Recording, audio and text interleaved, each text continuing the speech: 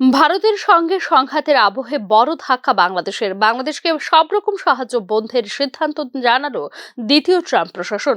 মোহাম্মদ ইউনূসের নেতৃত্বে গঠিত বাংলাদেশের অন্তর্বর্তী সরকারকে সব সাহায্য বন্ধ করার কথা জানিয়ে দিয়েছে আমেরিকার এজেন্সি ফর ইন্টারন্যাশনাল ডেভেলপমেন্ট। এর আগে শুক্রবার কাজ বন্ধ করার নির্দেশ দিয়েছিল স্টেট ডিপার্টমেন্ট। তাতে বাংলাদেশ সহ বিশ্বের অন্য দেশগুলিকে অর্থ থেকে শুরু করে সব ধরনের সাহায্য করা তৎক্ষণাৎ বন্ধের নির্দেশ দেওয়া হয়েছিল। শুধুমাত্র ইসরায়েল ও মিশর এই তালিকার বাইরে।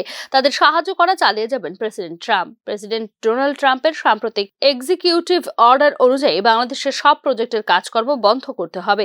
ইউএসএআইডি বা বাংলাদেশে নিয়ে চুক্তির অধীনে যেখানে যে কাজই হোক না কেন তা কোনো সমবায় চুক্তি বা সাহায্য বা যন্ত্রপাতি গ্রহণ সব বন্ধ করতে হবে, চিঠিতে অংশীদারদের জানিয়েছে ইউএসএআইডি। এদিকে secretary of state Marco Rubio অন্য দেশগুলিকে সাহায্য করা সংক্রান্ত একটি বিল স্বাক্ষর করেছেন। তিনি জানিয়েছেন, আমেরিকা বিশ্বের অন্যান্য দেশগুলিকে যে সাহায্য করে সেই বিষয়ে 85 দিন ধরে একটি সর্বাত্মক পর্যালোচনা হবে। এরপর সেই রিপোর্ট সেক্রেটারি অফ স্টেট এর কার্যালয়ে জমা পড়লে তা খতিয়ে দেখা হবে। পরে প্রেসিডেন্ট ডোনাল্ড ট্রাম্প তা দেখে আবারও বিবেচনা করে নেবেন চূড়ান্ত সিদ্ধান্ত।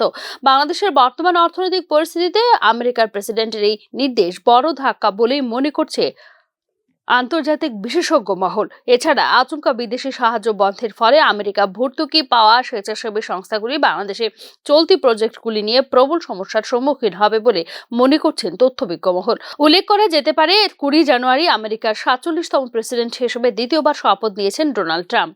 মার্কিন যুক্তরাষ্ট্রের দায়িত্ব নেবার কয়েক ঘন্টার মধ্যে বিশ্বের বিভিন্ন দেশ আমেরিকার সাহায্য 90 দিনের জন্য বন্ধ রাখার নির্দেশ ঘোষণা করেছিলেন ডোনাল্ড ট্রাম্প। এবার এই খাতায় নাম উঠল বাংলাদেশেরও।